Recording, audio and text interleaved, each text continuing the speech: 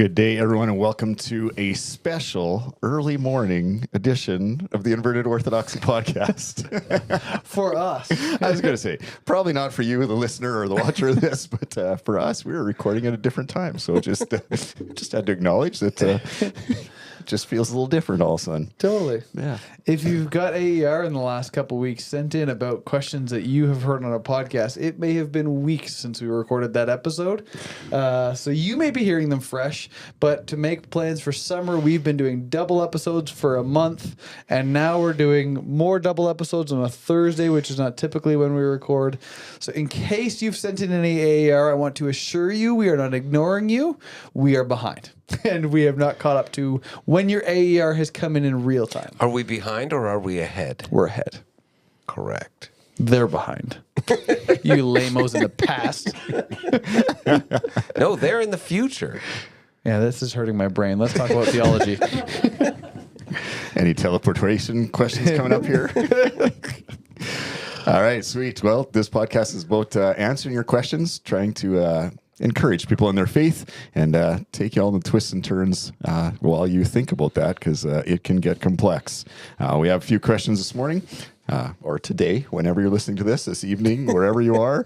But here we go. Question number 1 says, Jesus said, I am ascending to my Father and your Father, to my God and your God. This is taken from John chapter 20, verses 15 to 17.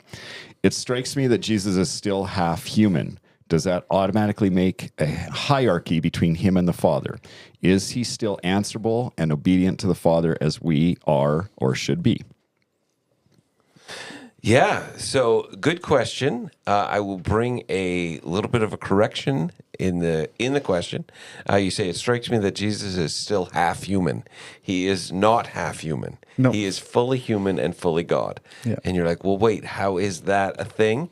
That is the mystery of the hypostatic union of who Christ is that Christians have pondered and theologians have pondered for 2,000 years. It is one of the reasons that some people reject the Christian faith, is because they say, how is it possible that God could be a man? How is it possible that someone could be fully God and fully man? This is one of the mysteries of our faith that we claim to believe. Mm-hmm. And it's the easiest way to wrap our head around it is to say Jesus is half God, half man. Unfortunately, that is not the Orthodox Christian view. The Orthodox Christian view is Jesus is fully God and fully man. And so I just want to begin by saying that I understand half human. I get it. And maybe it makes your brain hurt to think about how he could be fully God and fully man. Welcome, if your brain hurts. Yes. Nothing to add there on that part. That was the part of how it was phrased that I definitely wanted to bring some thought towards in beginning. Hierarchy is the next word I would take a little bit of issue with.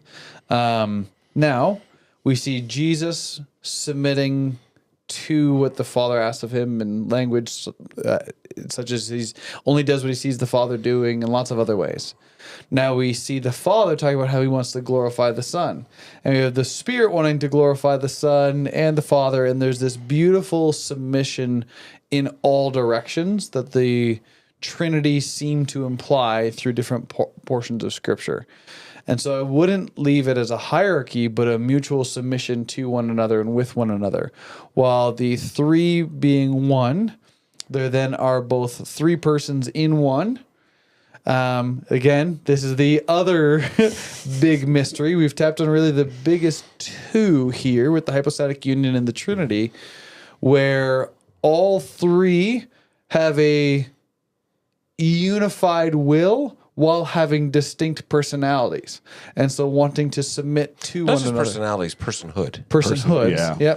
Yep. Great clarification. And so there are things like the clearest example we see in the New Testament is Jesus can choose to submit and follow what the Father would ask him to do.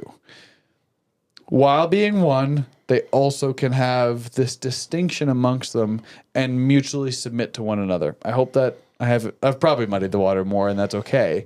But bring some clarification. I don't think you can talk about this without muddying the water. Correct. Like, it's one of those things that is challenging and difficult to think about. But if you think about Christ as the eternal Logos, who is eternally existent. Well, if we take a step back even from that, and we just think about God, God is perfect love. And this is, I love some of this Christian thinking that just helps to understand, not explain, but understand the reality of the Trinity. God is perfect, infinite, eternal love. Before God creates the universe, then God cannot live in isolation. Right? Correct. Love must have something to give, must love also be received. So before the creation of anything, back up the bus to before whatever scientific explanation or however you define Genesis 1:1, to before there was anything, you would need, if God is perfect love, there to be more than one person in the reality of the Godhead for there to be perfect love. Otherwise, how is God loving? Yeah. And God does not change. So the same God that we recognize as Trinity with the Father, Son, and the Holy Spirit didn't change when creation began, didn't change when Christ entered the world at Christmas time 2,000 years ago. He didn't really enter at Christmas time, but you know what I'm saying. Like, that doesn't reflect a change in who God is. It reflects a new revelation of who God is. And those are not the same thing. And so we have to, and this is where the wonder of theology, what's amazing about theology is when you do it right, it always leads to awe. Yep. When you're in learning theology, and I've read some theology books that bore me because they're just, and I'm like, this is a tragedy. Yep. Theology should be amazing, and it should cause us, when we start to think about these things, to make our brain hurt a little bit, to wrestle with things, and to just leave us in awe and wonder of who God is. Yep. I love what you said, Doug, because yes, there's an awe to that. And then I think of it from a personal standpoint of what we're invited into in Christ. We talk about this, perfect relationship. Kyle, you talked about the submission that they all do perfectly. And then I think of the Romans language where we're adopted as sons and daughters of God, right? So then we have back to, the hierarchy or lack of it. We are then sons and daughters. We have everything the Father has, right? We are in alignment with Jesus as, sons and daughters of God, and are in this also submissive relationship where because of that we just don't get to be God and do whatever we want. We are still submissive to the Father and everything that he would expect us to do, and still in this perfect love, right? And we talked last podcast about sanctification, like working towards this holiness that God calls us to, and that someday we believe, when we're in perfection, that'll all be complete, which is pretty cool. Very much like so. it just that gets my juices going, right? Yeah, it is amazing to think about God. Yeah. And it should leave us in awe. Absolutely. Yeah. Yeah. You get this beautiful little picture of kind of the invitation we're getting in Jesus language when he's kind of giving us the picture of I and you and me and I and the Father, and we're being brought into this again, all interconnected nature of God, of who he is. We are not becoming gods. Let me be clear, not stepping onto that end of a heresy. But Jesus seems to want to invite us into the fullness of that relationship, that we are brought in and experienced and held by and with the full Godhead. And it's this beautiful connection that we get brought into because of the work of Jesus, by the Holy Spirit who he has left to invite us into the relationship with the Father. And so it's this, We do not become gods. I 100% agree with that. Yeah. But I think Christians do shy away from the truth expressed in 1 Peter that we are partakers of the divine nature. Yes. Like that there is this beautiful truth of God dwelling inside us and then reshaping us, and us being not just influenced, but having God dwell in us is an amazing truth that sometimes Christians, out of fear of being accused of saying that we become gods, shy away from. Yes. I liked, was it Keller or Piper who talked about the mirror and the reflection? Piper.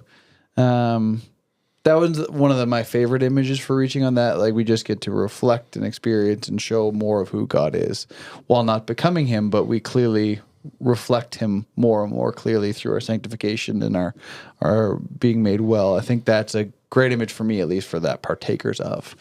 More and more and of us get I to like reflect. that image, but I do think it's every image, every metaphor at some point falls a little short, right? Correct. And the mirror doesn't partake of what it reflects. Right.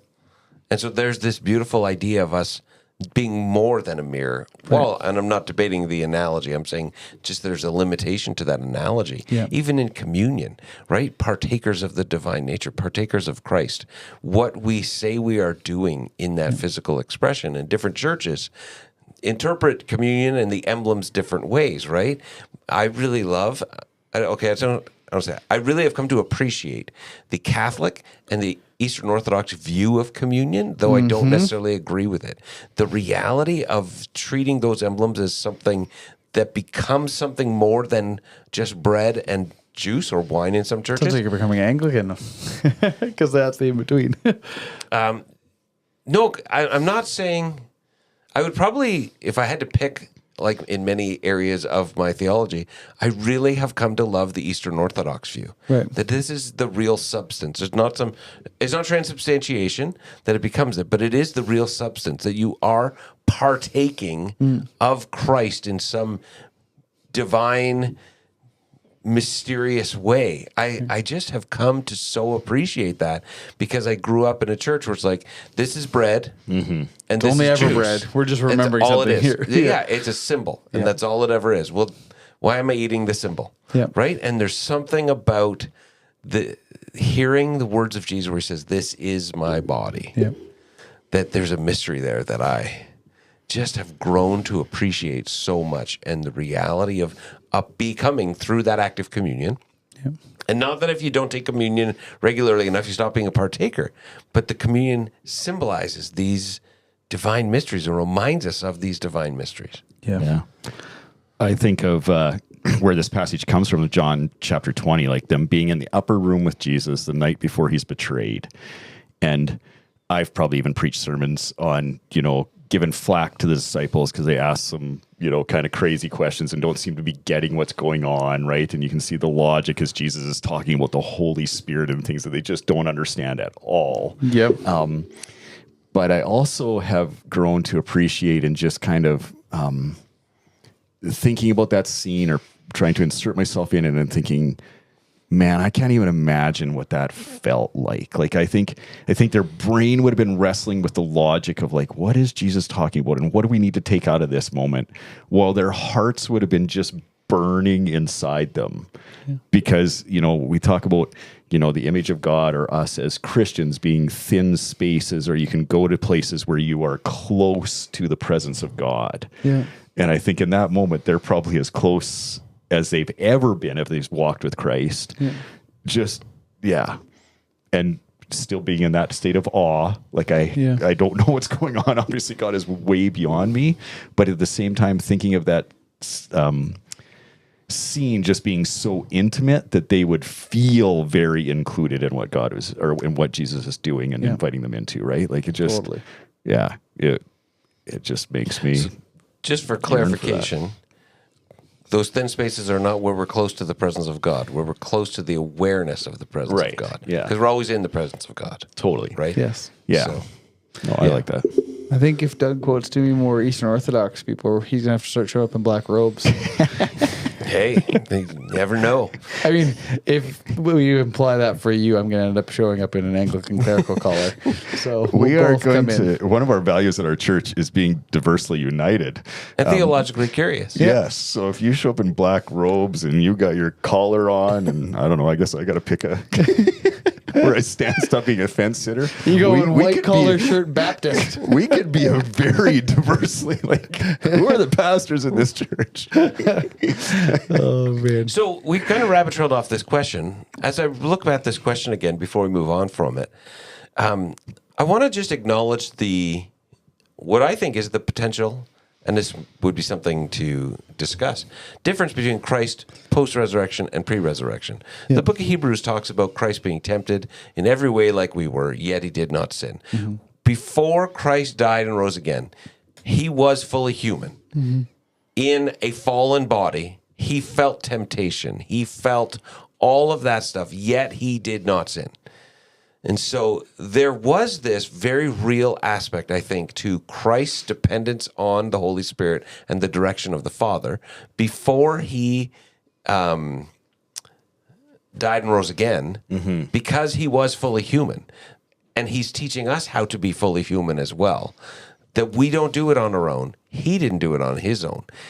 That there was, quite possibly, as Christ walked on this earth, this intentionality to being answerable and obedient to the Father while he walked before he died, that after he rises again in his resurrected body, where that sinful nature has been completely dealt with, that now there is a shift in how he has to intentionally live, because he no longer has to deal with the temptation of being fully human. That's an interesting thought that I've never really pondered before reading this question about him being answerable and obedient to the Father. That while he walked on earth, how intentionally did he go, I need to lean on the Father in a greater way or in a different way than I ever have through all eternity, because I now know what it feels like to be fully human. Yeah, I might take some just difference with your language, though I would agree with you in principle on some of these things. I'm spitballing here. So I just want to add some other level of caution to that, only because I know, like, by no means are we stepping into any heresy intentionally. I just hear that language and go, I wouldn't want to put too much difference in who Jesus is as God. It was a different experience. But I would say some of those things he chose to, in Paul's language, for a little while become lower than the angels, that he might submit. But we still see some things that he is choosing to submit even as outside of his 33 and a half years experience there, pre and post resurrection, that he still submits to the Father. So even when he's referencing the day of the Lord, that's a day Jesus seems to not know. I don't believe even just in his time in his ministry, he was unaware of that. He's still choosing to submit that the Father will control that, and he will not. And so I think there are still ways that are not unique to his time of ministry and incarnation in that expression, because I even want to be careful there, because even the Eastern Orthodox would hold that he was always incarnate. And so I just wanted to put too much division between the experience and expression of who Jesus is, while knowing there is some distinction. I just want to be careful around that language, because I think there's always been a submission and, what was the word there, obedience of the Son, pre and post incarnation as we know it, that is still existent today, arguing he's still in his body and still submissive to the Father in some ways, while the Father still wants to submit and give glory to the Son. Sure, absolutely. And so I just want to be careful around that language before we imply too far. And I don't think you were. Just want to be very clear around some of these pieces, that Jesus always has been obedient and answerable to the Father because of the mutual submission that the Trinity shares, in the same way that the Spirit would be to the Son. And I believe there's ways that the Father would be to the Son. Yeah, I'm not saying that there wasn't the mutual submission before. I'm just saying I wonder if I grew up, and we've talked in the past on this podcast about, we typically either overemphasize the divinity of Christ or overemphasize the humanity of Christ. Correct. I grew up, Christ is God, and I didn't really think about his humanity. He walked 6 inches off the ground his whole time. Yeah, I've really, in my later half of life, with some of the reading I've done, but a lot of the pondering that I've done, thought about what it means that God was fully human. Yeah. And what that means. And I can appreciate the Eastern Orthodox thought about Christ being eternally incarnate. Yep. I don't know that I agree with it, but I can appreciate the thought. Yep. In any case, if he's eternally incarnate, I don't know that he had the sinful nature as a potential part of his body. And I don't know if I'd even use that language on Jesus in his incarnate time, his sinful nature. But then how is he tempted? God cannot be tempted.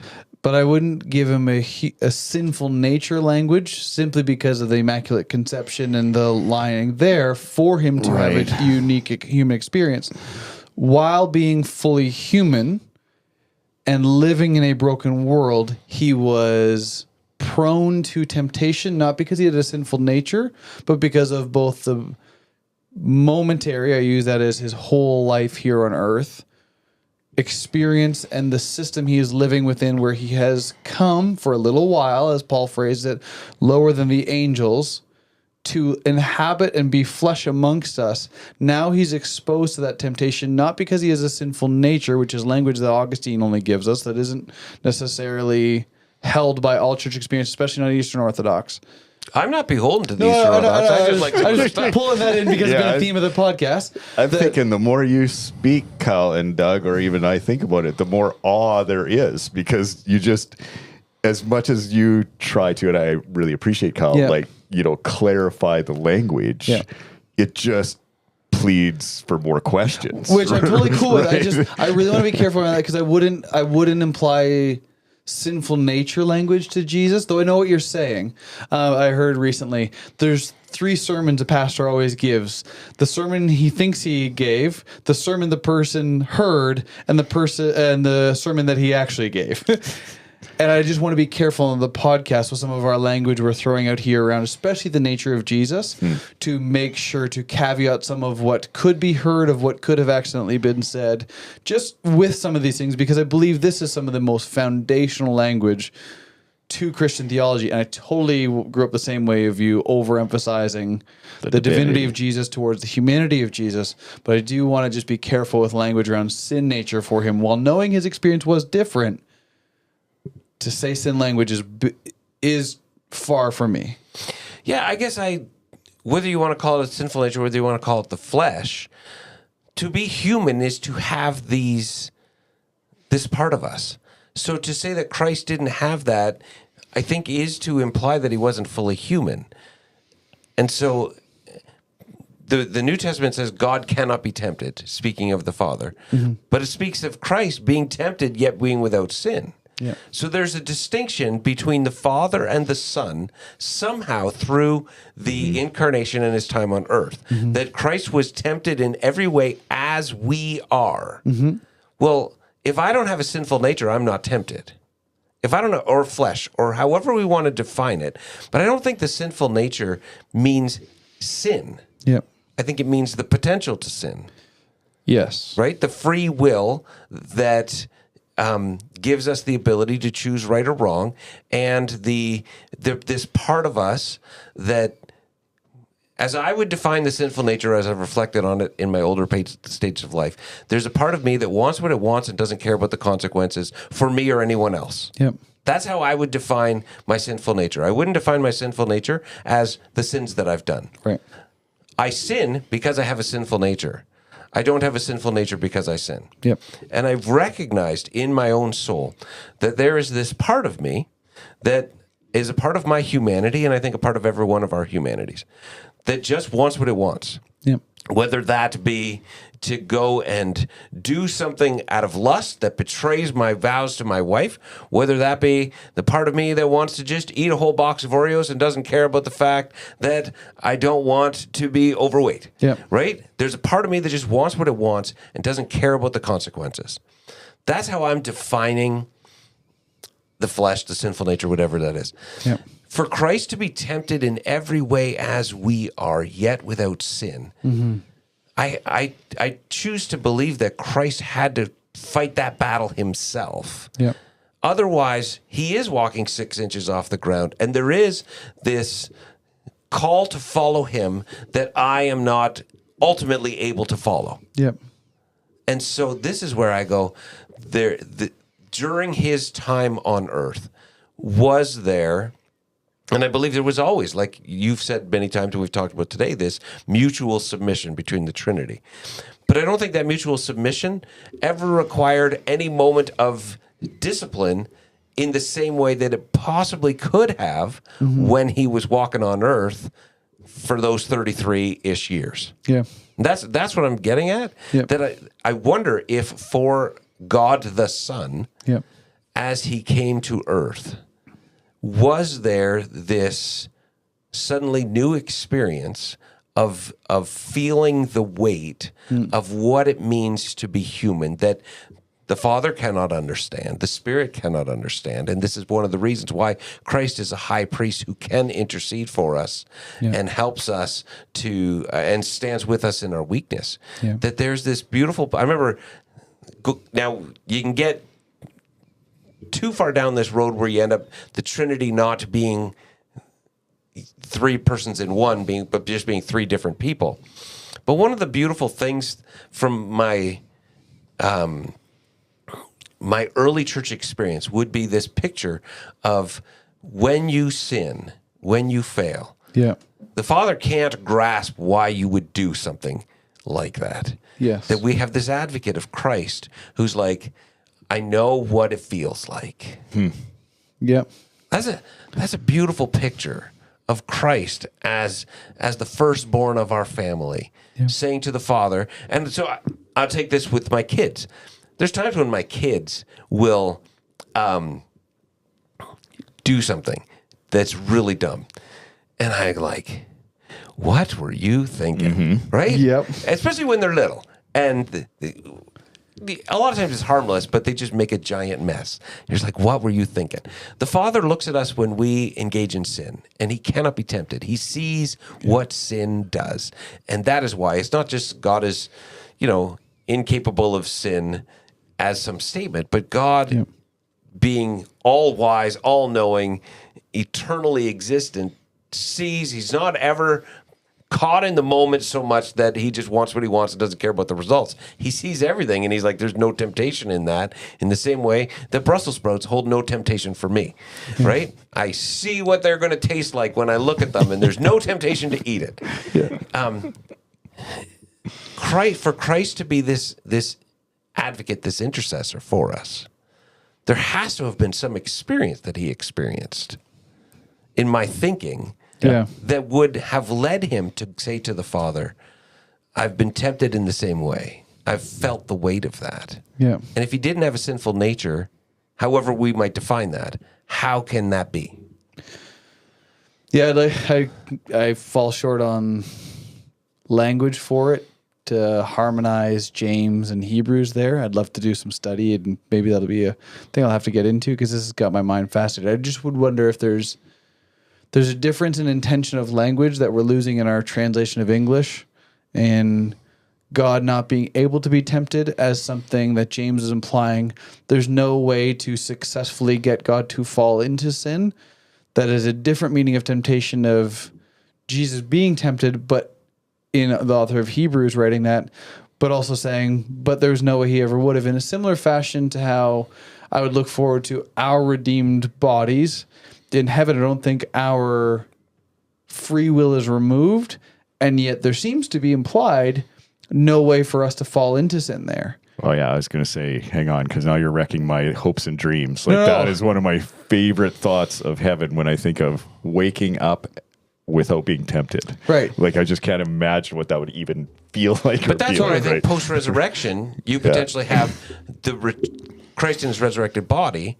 Part of that, I think, is that sinful nature is dead through his death and resurrection. The part that didn't get resurrected was that flesh. But I think there's that some sinful distinction in what he brings to the cross in order to allow his victory on the cross there to accomplish that is different in his experience. And so I think there might be a bridge between James and Hebrews trying to describe God not being able to be tempted, and Hebrews actually implying the same, if I can dig into some of the language there, where Jesus, while being in an environment where he was prone to sin, never would have, similar to the way that we in heaven will not have our free will removed, which, like Adam and Eve, could be prone to sin, but never will step into it. And that's how God always has been existent, and so is Jesus, and we will be like that in some point. That doesn't mean God is not aware of the concept of evil and could use his power for malevolent things, and yet never would because of the goodness of his character, that Jesus always walked with that same thing in his ministry. And so Hebrews is trying to pull out that connection of us to Jesus walking in the flesh amongst us. And James is trying to elevate the picture of the Father. And there isn't maybe the gap that we are thinking between those two, but they're both trying to make a different point with opposite sides of that language that I can't speak into enough, not knowing the language, the background behind those contexts on the fly, that I wouldn't necessarily build the theology of difference too far off of those two contrasts. That's where I'd be at. Yeah. And just, you had already pointed out, like, and you're saying Doug's sinful nature, there definitely theologians hold up that idea of the Immaculate Conception being that Christ was born like outside of the lineage of Adam, handing down sin nature from person to person to person. They make a big deal of that. So there's that wrestling as well, right? Like, what does that look like? Like, because I agree with you, Christ had to have, according to the language I read in the Bible, have my experience, but yet be divine, right? Like, but in order for that to happen, for Christ to be completely born outside of that, then you have to get into the theology of the Immaculate Conception, which is not about Christ, but is about Mary. Right. That Mary was born without a sinful nature so that Christ could be born without a sinful nature, which is how the Catholics would reconcile that. Right. Yeah. But I think, true. like, when I'm just even thinking of James' passage around it, he's wanting to talk about temptation as something that's victorious and pulls people into it. And Hebrews is trying to reference how Jesus was fully human and never sinned. So I just feel like there's a break in how they're using their language that I wouldn't. Yeah, I don't know. This might have to be a further question.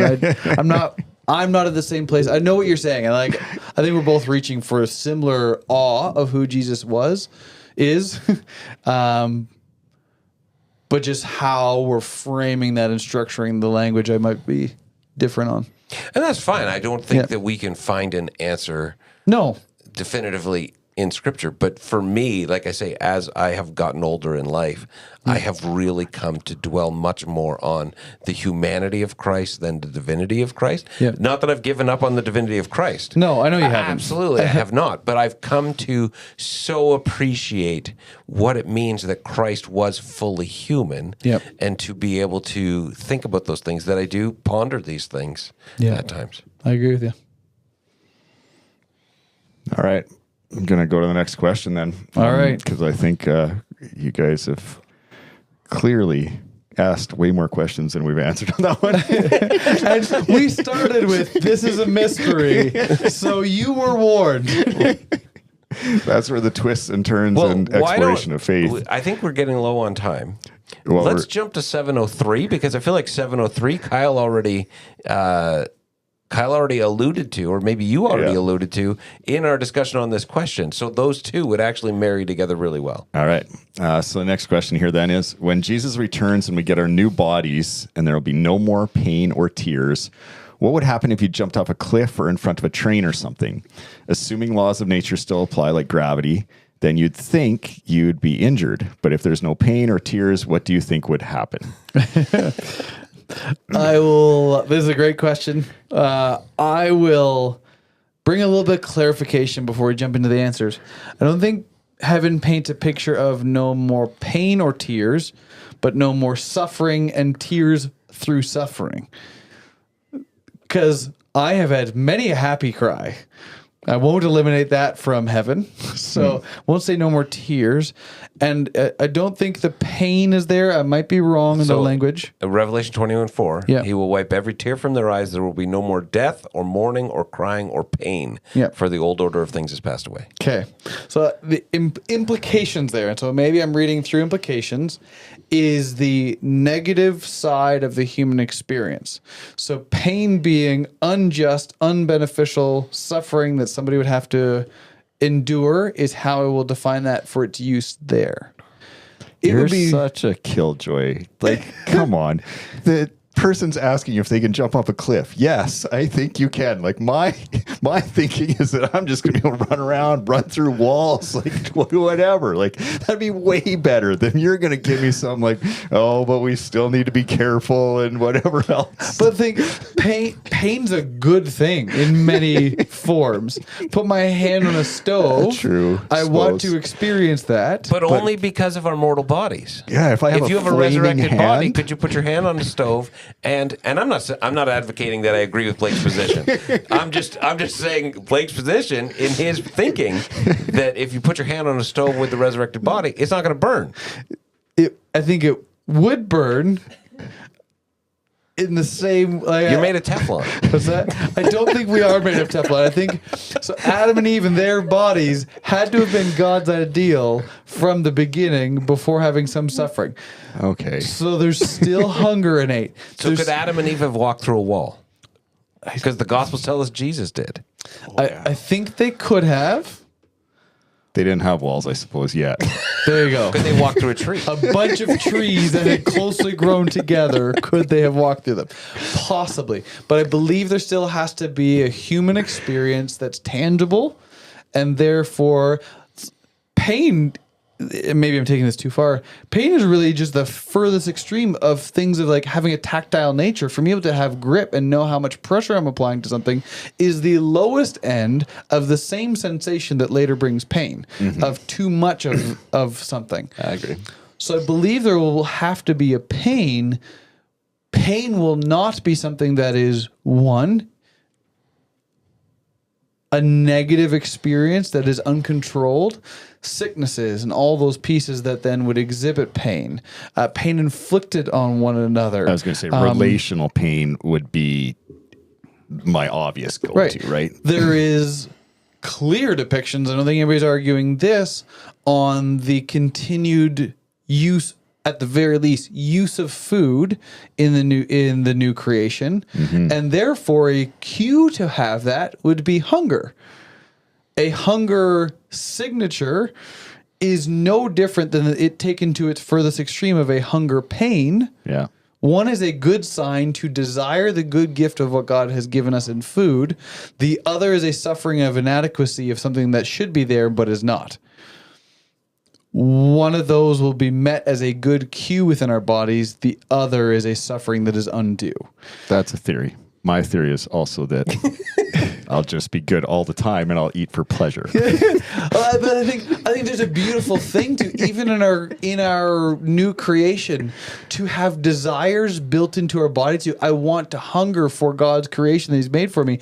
I need to go eat something that God has given me as a gift to remind me of my sustained nature by Him, even in my new creation body. Well, that's what Blake just said. He just said he won't be hungry. He will eat for pleasure. But I think he was implying you won't have a hunger cue. You're just going to go around eating when you want to because you'll desire to eat, but not have a physical cue to do so. Is that correct? That's correct. Right? I'll acknowledge that there might be some merit to your theory. So we won't have the extremes of an evil, broken nature implied on us. So I think you would have a level of sensation if you jumped off of a cliff or fell off one. It will not be life-altering, let alone ending. So now you're coming to my side. No, you will feel it. Question. Yes. If you jump off a cliff, And this is all just theory. There's no. no Bible verses to any of this. if you jump off a cliff, Yes. when you land, Yes. do your legs break? Yes. How long did they take to heal? Not Depends long. what your healing factor is at. No, that's my question, right? Like, and there's no answer to this. I have no idea. I'm These are listening to fun both of you, and I'm like, I don't know. I don't Healing think when factor. you're I don't know. I'm just having fun. I think when you're in heaven, you're not going to jump in front of a train. Correct. But my Probably not question going to be trained if we can teleport. is so that's true. No need.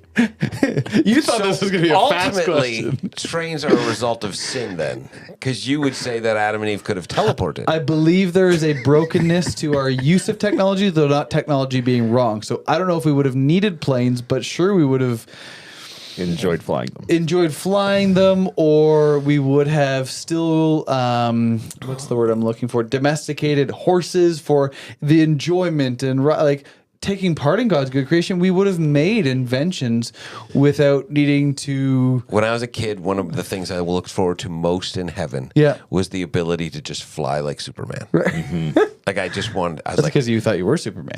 Yes, I did.